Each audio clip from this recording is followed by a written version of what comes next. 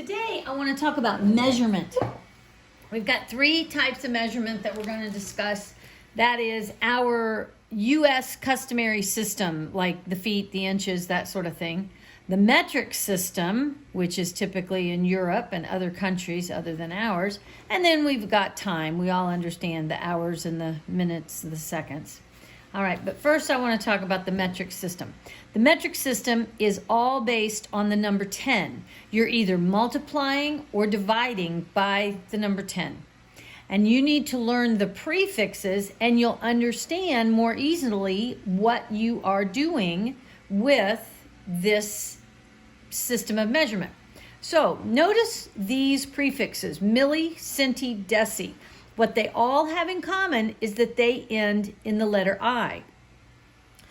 These that end in the letter I are fractional pieces of something, and I'll explain that a little bit more in just a minute. Then you get to these other prefixes, deca, sometimes it's with a K, sometimes it's with a C, but it ends in an A. Hecto ends in an O. Kilo ends in an O. Notice none of them end in the I. These are whole number. So deca means 10. We hear that in our word decade. Hecto, we don't usually hear that, but hecto means 100. And then kilo means 1,000. And when we had the year 2000, they had the abbreviation, so to speak, of Y2K. And it was the year 2000, which is what that meant. The K stood for kilo, it stood for 1,000. And since we put a 2 in front of it, it was signifying 2,000. All right, in the metric system, we have three measurements. Meter measures the length of something. So a person will be so many meters tall. Gram is the weight of something, or better known also as the mass of something. So if you're buying, let's say, meat in Europe, you're going to be buying it in grams. And then you have liters, which is the liquid measurement, which also means capacity. So if you're getting the volume of something and it's in the metric system, it'll be in liters. If I want to fill up my pool or know how much water is in my pool, it is going to be a liter measurement. Now, then you'll couple it with these prefixes. And if I am doing a milliliter, it is telling you that I am cutting the liter up. Now, we may understand what a liter is if you've seen that with a water bottle, perhaps. And if you had 1 milliliter, you've got one piece out of 1,000. So they've taken that liter, let's say a liter bottle, and they have cut it up into 1,000 pieces, and 1 milliliter is 1,000th of this liter. But if you had 1 kiloliter, it's telling you you have 1,000 liters. So I would take that liter bottle of liquid and I would multiply it 1,000 times. That's what that kilo is telling me. Or if I had 1 hectoliter, I would have 100 liters. So something else you need to realize and kind of commit to memory is that a meter stick is just slightly larger than 1 yard. And you should remember or understand what our yardstick looks like.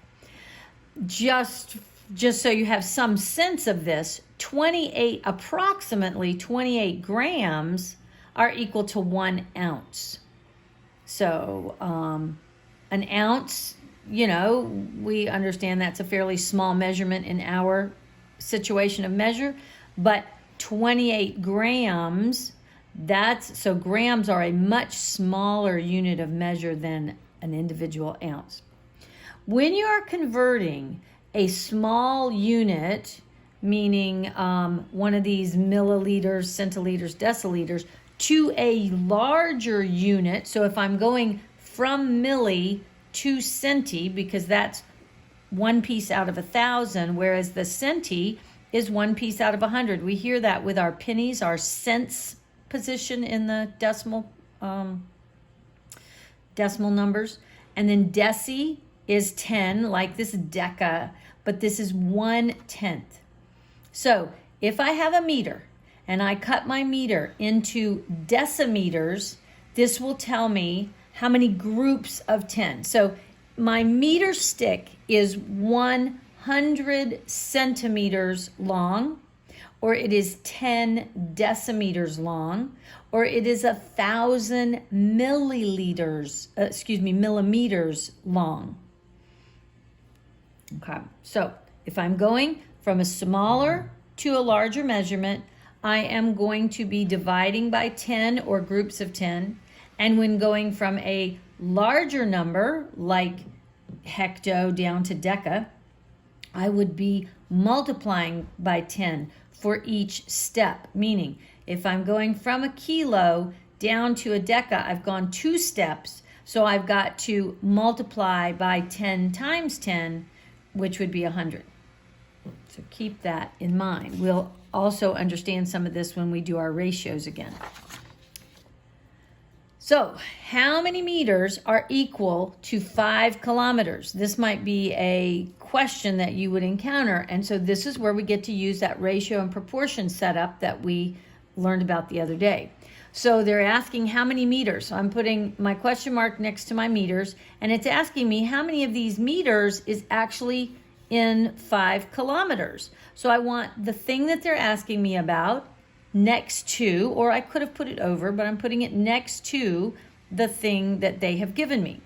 So now I want to use this ratio and proportion setup, but I go back to a chart. And on the sheet of paper that you've got for the assignment, there is an actual chart there that tells you some of these conversions, but also on the sheet that I just went over, it also has these conversions.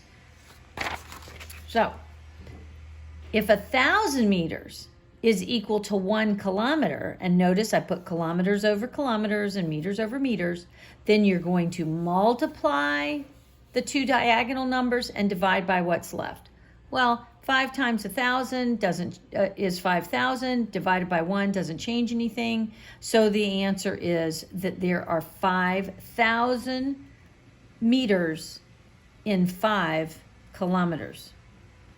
Notice if I had set it up that the question was how many meters are in 5 kilometers, I have put the 2 things that relate on top of each other.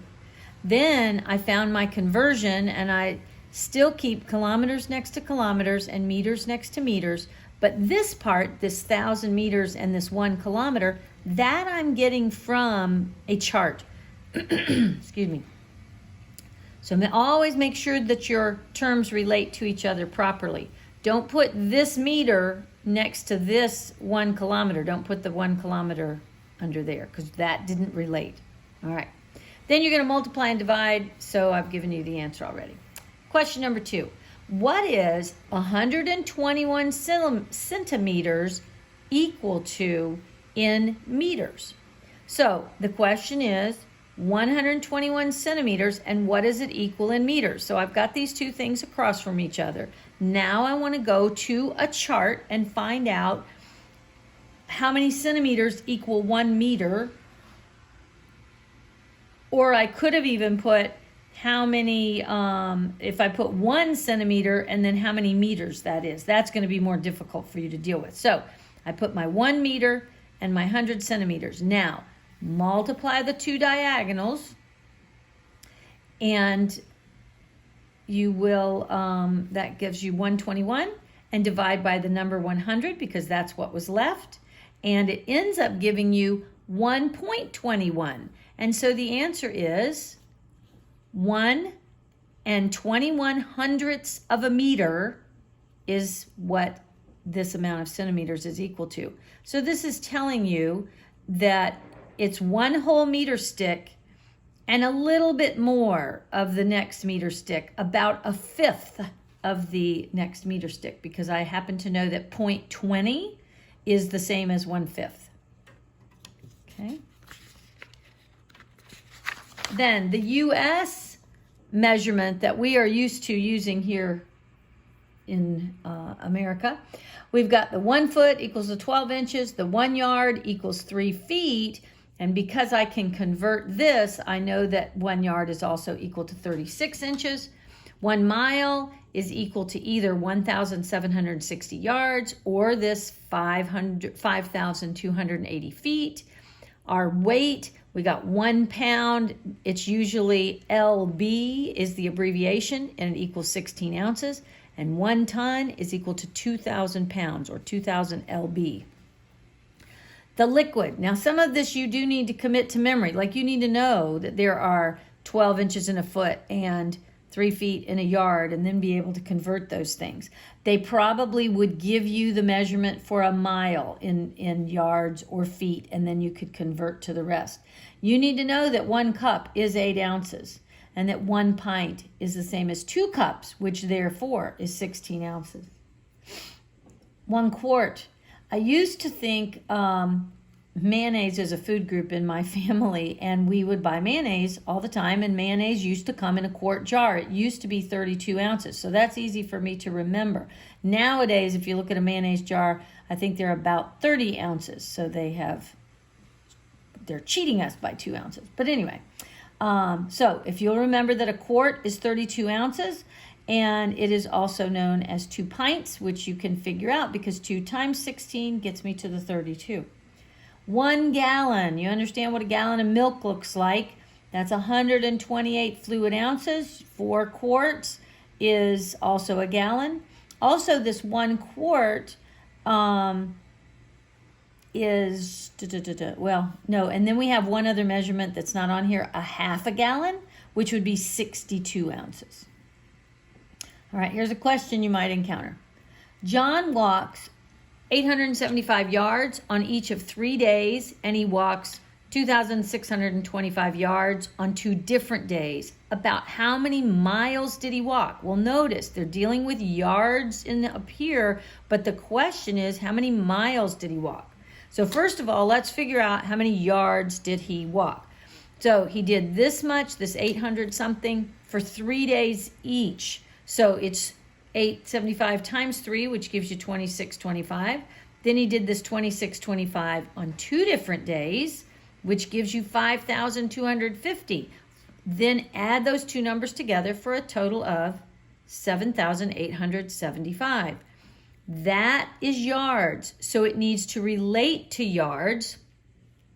And we go back to our chart and we find out that 1,760 yards relates to 1 mile. So put those 2 things down, and now multiply the 2 numbers diagonal, so the 7,875 times 1, then divide by 1,760. And you can do that on a calculator. So you're putting in the 7,000 first, then your division symbol, then the 1,760.